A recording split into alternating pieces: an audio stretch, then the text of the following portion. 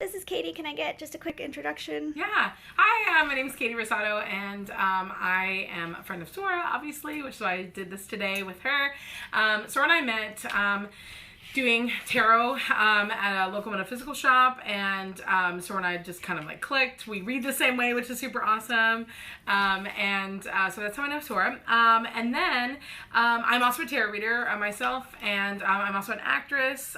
So I do a lot of like cool, fun, creative stuff. If you want to follow me on Instagram, I have two Instagrams. You can follow my personal one. It's just at Katy Catastrophe. And then my tarot one is Boss Lady Tarot. You can find me there. I do tarot readings as well, not to like get blocks to Sora's thing, because she's also an amazing reader, we read similarly, so check me out and see what kind of cool theater stuff I have coming up. That's usually on my personal Instagram. Right now nothing, but a lot of auditions coming up, so fingers crossed you'll see something on Instagram. I'm super grateful for Sora to do this for me, and hope you guys liked it. Thank you. So we are going to be doing two readings here. We're going to do the Nicoletta Ciccoli Tarot. This way so I don't have to... This spread is a really sweet 2-card spread, and so we're going to use this as like the appetizer reading. And we'll see how the two spreads compare, but also you can see how different decks really respond to different things. So this one is Bittersweet, a 2-card reading. And Katie, you are welcome to have any reactions at any time or save them. I don't have any rules for feedback, so just like you were getting a reading. Yeah, cool. So we have the sweet and the bitter. We're going to start with the sweet. Ooh. So here we have the Knave or Page of Swords. Generally, this is considered a card of communication. This tells you, this is the card where I'm like, hey, check your email. But what I want to point out in this deck, because in this deck I do read it fairly differently, and maybe you do too because you have this deck. But I love to point out how she's here, like she's a person, but she's floating, and she's got the butterfly wings, and those are her wings, as far as I can tell. There's no straps. And you can usually tell with Nicoletta when there's a costume. So to me, the wings are part of her, but she's also got them in her hair.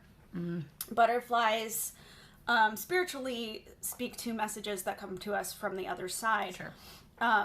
So to me, this suite would be embracing your gifts, which you have a lot of, and really allowing yourself to be the person who's on both sides, like she is. Uh-huh. So I always think of this in this deck, only in this deck, as my mediumship card. Yeah.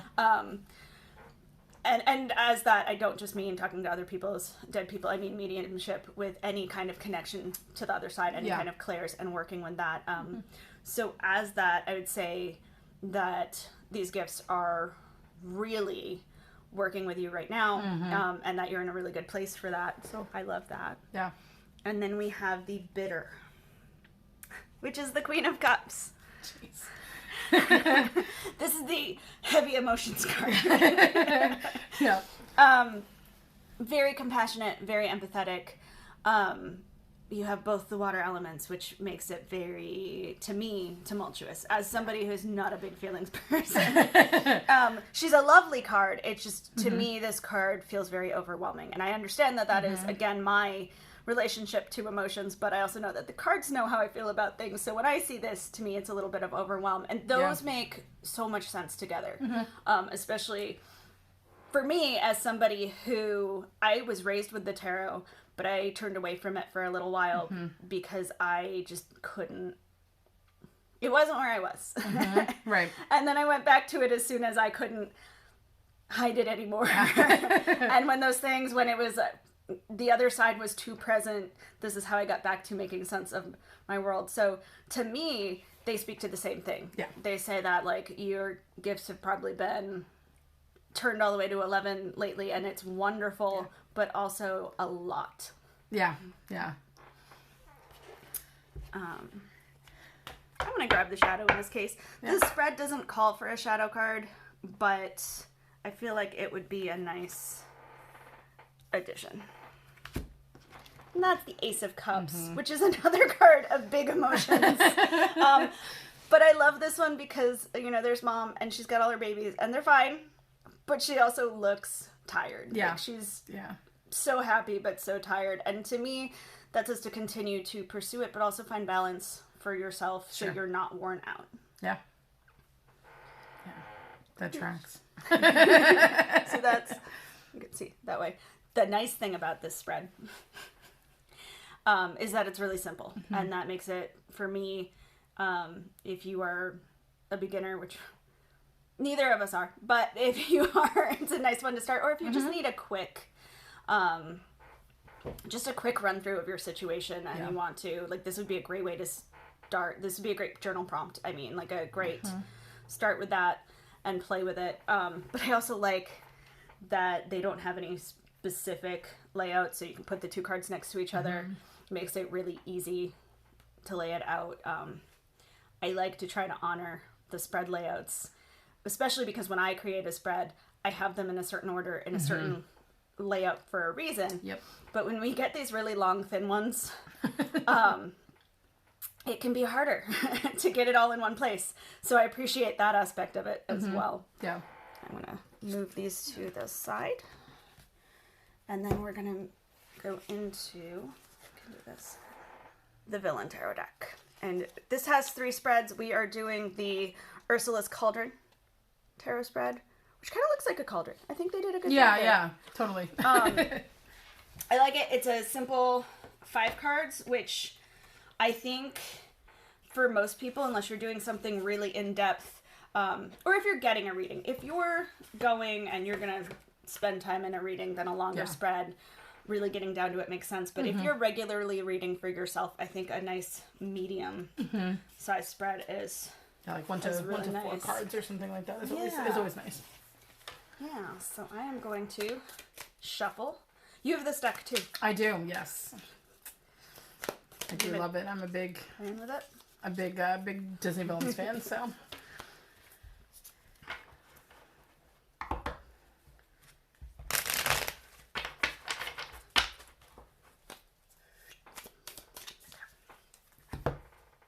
I'm going to have you cut the deck. Oh, sure. Mind. I have you in front of me. I can just... Oh, I think I flipped it. My bad. That's all right. I didn't mean to flip it. All right, there we go. Thank you. Yep. Oop. Sliding around. All right, so the first one is the dilemma, which I love. I love that, keeping with the Disney theme. They're like, what are we going to tackle? Yeah. What are we going to take on? We're not just going to be like, what's great? What are we going to do? What's the problem? Ooh. So this works completely with the little appetizer that we just did. Like, these cards are like, no, we're still addressing something here. So this is the High Priestess. The High Priestess is the card of connection to the other side, intuition. It does speak to trusting yourself and remembering essentially that you are given these gifts for a reason. She is powerful. She is confident. But she is also essentially the gatekeeper, which I think is really interesting when we looked at, with the other one, looking at mediumship and empathy, there is a responsibility in our job to make sure that while we're giving the message is being understood. Like, a lot of times we're translating ideas and we have to do so in a way where we're getting messages from somebody else's guides and then putting them into our own words and then making sure that those words are still what the message was. Yeah. And that's a huge responsibility.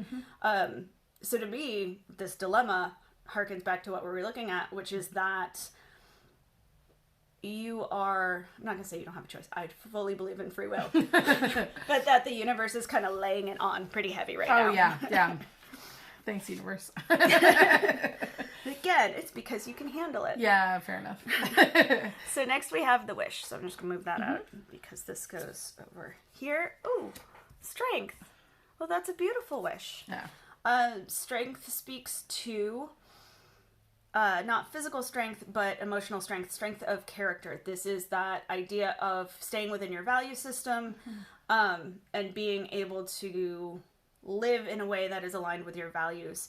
These guys are from the Rescuers Down Under. Yep. which we were talking about when we were talking about this deck and how it kind of dates you.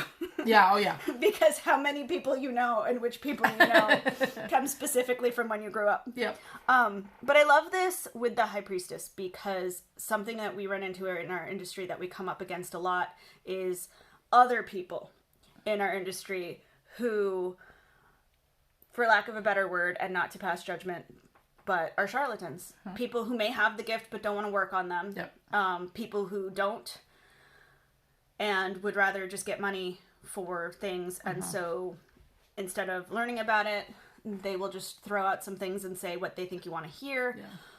Yeah. We also have to deal with the people who will tell you that you're doomed or that somebody has put a curse on you and you need to have that removed. It's funny, my tarot reader friend just started a podcast and she does hex checks, but you have to pay her. She will not come up to you and be like, hey, by the way, you have a hex. And she won't, for the most part, remove it. Like, if she does the check, it's only a couple bucks too. Yeah. She does the check and then she says, here's what you need to do. She does not charge for that service. She charges for other services because she has such high integrity. I always just say, oh no, I don't do spell work. Yeah, I don't do that, thanks. Because I don't know how that's going to work. Right. But these cards together make so much sense because the more they push you to use your gifts, the more in this industry, the people you have to meet, and the more you have to balance that idea of what's going on, what is expected, and what is done. So, thanks a lot. Back to thanks, universe. Yeah. So 3 is the obstacle. This represents the main challenge you'll face while trying to achieve your goal. So this is, if we're looking at maintaining integrity, sticking to values while still doing what you love, this will be what gets in the way of that. Ooh. Oh. That is the 3 of Wands. Interesting. Okay. And that's a cauldron. Yeah. Look at that. We're on brand all the time. The 3 of Wands speaks to spiritual growth. That as an obstacle can very easily be needing to get away from the business side of it, or needing to, not necessarily the business side, like stop doing the business aspect, but needing to stay away from certain people and places. Right. Which sounds great, but what we're talking about is a fairly small community that is very easily shaken. Yes. And there's only so many places and things to be able to do. So while spiritual growth is a wonderful thing, it is an obstacle. And that's one of those things with, like, we look at like social media spirituality where it's all love and light. And love and light is fantastic. I'm nothing against it, but it's not really overcoming your obstacles. Right. So spiritual growth is not easy. It is a lot of work. So it can also just, the obstacle can just be the heaviness of it. Like, sure. It is so much to be able to go out there and do these things and learn so much about yourself, and it's painful. One of the things we talk about is how nothing hurts like healing. Like, if you've ever broken something or scratched it, that itching and is so much worse sometimes than the actual injury. Sure. And spiritual growth is no different. Right. So it makes sense, but sorry. Yeah. I'm not sorry. Card 4 is the magic potion. I love that. This tarot card gives advice on how to overcome the challenge, represented by card 3. So now we're actually getting to the helpful part. We've laid out the situation. Now we're going to see if there's something we can do about it. Oh, that's the Emperor. Isn't he cute? Yeah. Oh, I know. I mean, I watched The Jungle Book growing up a million times. I know he's not like a great guy, but I always loved him. Yeah, me too. Now, I will say that no cards are positive or negative. They're all fairly neutral. But this is the Disney villains deck, so they are all going to be bad guys. Yep. You wouldn't normally associate the Emperor with the bad guys. But it's a card of taking action. But it's also leading from your wisdom and your experience. You know, the Emperor is the leader, but what people tend to forget is that he doesn't usually put himself in that position. Usually people put him there because he walks with confidence and with that strength. I'm not going to go too far into the Jungle Book and how, if you really just think about how his value systems are different, like maybe he is perfectly walking in strength. But I will say that the card itself, in general, traditionally, it offers such great support for that wish for strength because that's how he carries himself. Yeah. He has that strength and confidence, so he doesn't need the people around him to step out of the way. They part for him. Yeah. Other people recognize it in him, so he doesn't have to prove himself. Essentially, it's you keep going. You keep doing things the way you know you should, and those doors will open, and you don't have to worry about, the rest will take care of itself. Sure. Yeah. Then we have card number 5, the transformation, which I love with the cauldron. I love the wording of these. This tarot card reveals how achieving the goal represented by card 2 will affect you. It represents the lesson you'll learn along the way and how this process will help you grow. So it's kind of a future or a most likely outcome position. Yeah.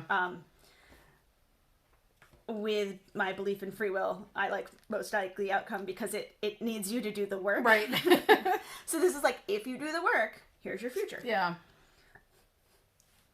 I'm only laughing because it's also from the Jungle Book. Great. So a lot of Jungle Book today. So this is the Hanged Man. Okay. The Hanged Man has a change in perspective.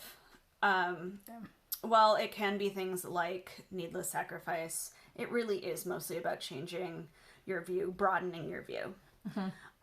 Here it feels like broadening your view on yourself. Like when you get through this obstacle and you realize that you've had that power within you all along, which is a very Disney lesson. Yeah, that it is. You'll have a much broader perspective on you as a whole person, not just the spiritual and not just the mediumship, but how that is a piece of you and not what defines you. So I love this because there's a lot of keep doing what you're doing, but build that confidence. Yeah, like understand that as long as you stay within your value system and your beliefs, then things will turn out all right, and then you will see that they've turned out all right. And not just wondering. Yeah. I do want to grab the shadow one with this one. That's cool. So that's death. That's Hades. Love it. How funny. I'm laughing because we were just talking about death. We were. Yeah. So we'll move this up a little bit so we can see him. And one of the things we were talking about is how death is not about death in the tarot. And there are times even where it will come up surrounding a death, but that's not the point. Right. The point is the transition or the change. I personally was a big fan of the Hades in Hercules, even though I thought he has nothing really to do with like the Hades from mythology. Yeah, right. I thought it was so much fun. Yeah. And I love that though, because he was always excited about things, and like we should be excited about the death card. Like this is a change. This is a new chapter. Yeah. The reason it's death is because it's not a blank slate. It is a new chapter based on the ones that you have closed up, and this feels like closing the door on being worried about being pulled into other people's stuff because you are a person, back to the emperor, you are a person of integrity, and that's all you need is yourself. You know who to talk to, you know how to do things your way, and this will open a new chapter of like confidence, probably some more success, different opportunities. So I love that. But I love that it's what's underneath everything. Yeah. Because it's like, it's the change that is pushing all of these things for you to notice. Yeah. And pay attention to. Yeah. So, while I try to put all of these in the frame, what do you think of the two spreads and particularly how they work together? I particularly really like starting with the Chicoli deck. I love the simplicity of it, but I also love the wording in the booklet about what those two cards are, the sweet and the bitter. Or the sweet and the... Yeah, the sweet and the bitter. Simply because I think that that's a really interesting and wonderful way to look at a reading, is like, especially looking at the word bittersweet altogether. It's like things, life is bittersweet, right? Like everything that is happy comes with something that isn't great sometimes. So it's like, so I love that it's like, we're looking at this and this is going really well, but then we're also looking at this that might not necessarily be going well, but it's a different, it's kind of like that contrast, which I think is really cool. So I actually really like that one. And I do agree that as far as like a beginner tarot reader goes, or if you're just reading for yourself, you need a quick like 1-2 kind of answer. I feel like that's a really good one. And then as far as like the villains tarot deck, I love that it looks like a cauldron. That's really great. But I also think, again, the wording of it in the book is really cool. Calling this card the transformation card, I think, is really interesting, because a lot of people say outcome. When I think, like, sometimes when we're doing tarot readings, we're not necessarily looking... I know, for me, I'm not looking for 100% accurate answer of my outcome, because that's, like you said, there's free will. I could literally take this card out, move this card in my life, and then shit goes haywire, right? But like the fact that we're calling it the transformation, like what changes, what moves, what shakes when this all happens. So I feel like the wording of that, I think, is much more accessible for people, because sometimes I feel like outcome sounds finite. Challenge sounds a little scary, like, you know what I mean? But like the fact that they kind of softened it, even though it is a deck based on the Disney villain, I think they made it digestible for people to be able to, readers, pro readers and not pro readers, to be able to kind of figure out, like, what is this really telling me? Like, what is that? So I think the wording is what got me about both of them. Because I think if we look at that, it says a lot about the spreads in general. So yeah, I agree. I like that there's an explanation for each piece. Yeah. Because when I write spreads, if I'm doing it for myself, then I just write them out and it's whatever. Yeah. But when I am trying to put them out there, that's one of my big jokes when I do the past life readings. I'll be like, and here's the super metaphysical name for this one. What else? And literally, we're just trying to figure out what else is in there. Because there are a few of them like that. Because I purposely don't use metaphysical naming in case people don't know that. Right, sure. And I don't always totally get what they're talking about with that, so I try not to. And even if I'm doing like a Celtic cross or a mini cross, when we talk about what crosses you, a lot of times I'll say what's in front of you instead. And I know I'm not the only reader who does that. Yep. But to me, crosses always sounds like, what is the problem? Which is cool if you're doing an obstacle reading. Sure. Like we were here. But that it even said, what do we need to get around? It's not just like, what's in your way? It's like, what is something that needs to be removed? It's kind of like a kink in the chain versus, like, the chain is still connected. Like, but what's the disaster? Yeah, right. Yeah. But crosses has always sounded very negative to me. Yeah. And while those are things we need to deal with, sure. Sometimes the issue or the situation that we need to know the good stuff that's in front of us. Right. Like, what opportunity is right in front of your face. Yeah. And so that's why I like what's in front of you. But also why I really appreciate the explanation, because, if I am teaching, then I will say what crosses, and then I'll explain it.